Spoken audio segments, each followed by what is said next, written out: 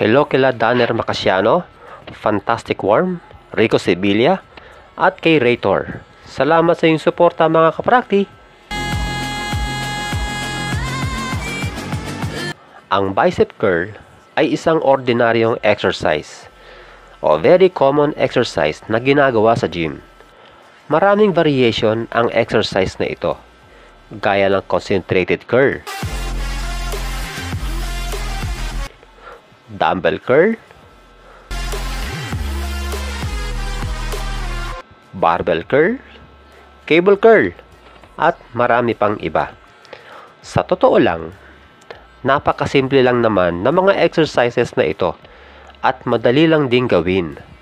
Kaso ang problema sa iba, mas pinahihirapan nila ang kanilang sarili at yung akala nilang tama ay mali pala. Kaya sa video ito, itatama na natin yung mga pagkakamali na yan. Para sa loob lamang ng 3 buwan, ay may bukol na yung biceps mo. Oo nga pala, nag-open na ako ulit ng mga slots para sa online coaching, para sa mga malalaking lugar na mga kaprakti natin. Limited lang po ang slots mga sir, kaya sorry kung hindi ko matuturuan lahat, lalo na yung mga nahuli. Open din po ako para sa face-to-face coaching. Nandito po ang mga detalye.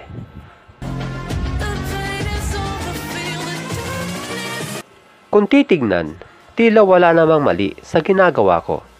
Pero ang totoo, meron. Huwag tayong masyadong gigil sa pagbubuhat. Mapapansin na sobrang bilis ng pag-angat ng weights na halos mayanig ang katawan kapag nasagad na sa pag-angat. Subalit, tama naman ang paggalaw sa pababang direksyon dahil ito ay dahan-dahang ginagawa.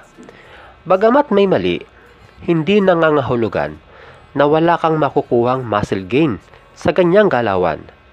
Meron pa rin naman kahit papaano. Pero kung gusto mo talagang 100% na matamaan ang iyong biceps, kontrolin mo ito sa paggalaw, pataas man o sa pababang direksyon. Isa pa sa mga mali na ginagawa ng iba ay ang hindi paggawa ng full range of motion na gaya ng makikita sa video. Sa ganitong galawan, tinatawag itong half reps. Ang paglaki ng muscle ay kailangan muna itong magkaroon ng muscle tissue damage at makukuha natin ito sa pamamagitan ng full muscle stretch at contraction. Pero hindi mo makukuha ang full contraction kapag half reps ang ginawa mo. Muli, kahit half reps, pwede pa ring lumaki ang iyong biceps. Yun nga lang, baka kalahati din ang makuha mong muscle growth. Sa halip na ganyan, isagad mo ito sa pag-angat. Ganun din sa pagbaba. Maaari mo ring tigain ng 1 hanggang 2 segundo sa pag-angat upang mas lalong mag-contract ang ating mga biceps. Ang isa sa mga dahilan kung bakit nila nagagawa ang half reps nang hindi sinasadya ay dahil sobrang bigat ng binubuhat nila.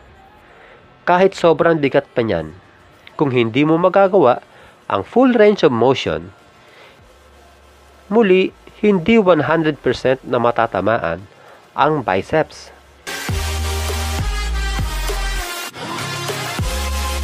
Hindi na kailangan pang iswing ang mga siko sa paggawa ng alinmang bicep curl variation na gaya ng inyong napapanood.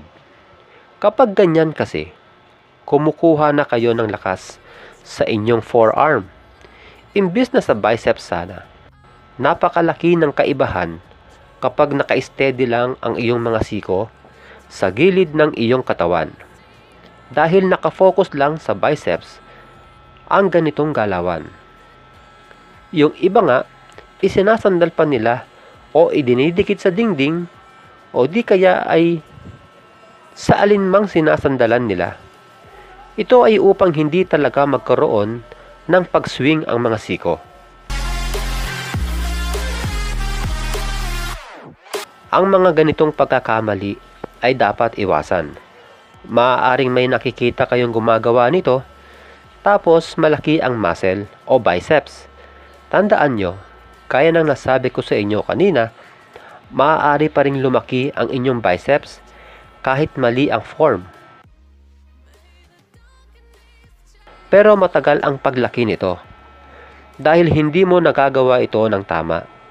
Pero kung alam lang sana nila yung proper form, baka hindi lang ganyan kalaki ang kanilang biceps.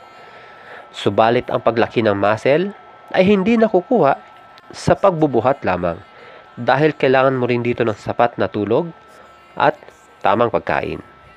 Hanggang sa muli mga kaprakti, God bless!